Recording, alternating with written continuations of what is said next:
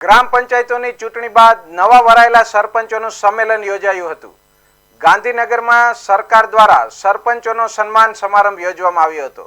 4876 ગામના સરપંચો આ સમારોહમાં હાજર રહ્યા હતા. આ કાર્યક્રમમાં કેન્દ્રીય જળશક્તિ મંત્રી સી.આર. પાટીલ તથા ગુજરાતના મુખ્યમંત્રી ભૂપેન્દ્રભાઈ પટેલ ઉપસ્થિત રહ્યા હતા.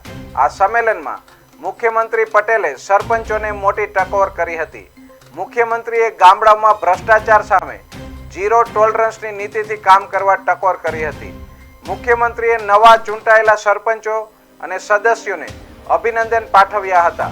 તેમણે કહ્યું હતું કે તમે સૌ ગામના પિલ્લર છો. આ વખતે રાજ્યમાં 751 ગ્રામ પંચાયતો સમરસ થઈ છે. 56 મહિલા પંચાયત સમરસ થઈ છે. સમરસ ગ્રામ પ્રોત્સાહન યોજનામાં ગ્રાન્ટ આપીએ છીએ. આ વખતે 35 કરોડથી વધુની ગ્રાન્ટ ફાળવવાનો નિર્ણય કરાયો છે. રાજ્યમાં 27 કરોડથી વધુ લોકો ગરીબી રેખાથી બહાર આવ્યા છે. 4 કરોડ ગરીબ ગ્રામીણોને પાકા મકાન મળ્યા છે. 6 લાખ આવાસ ગ્રામોમાં અપાયા છે.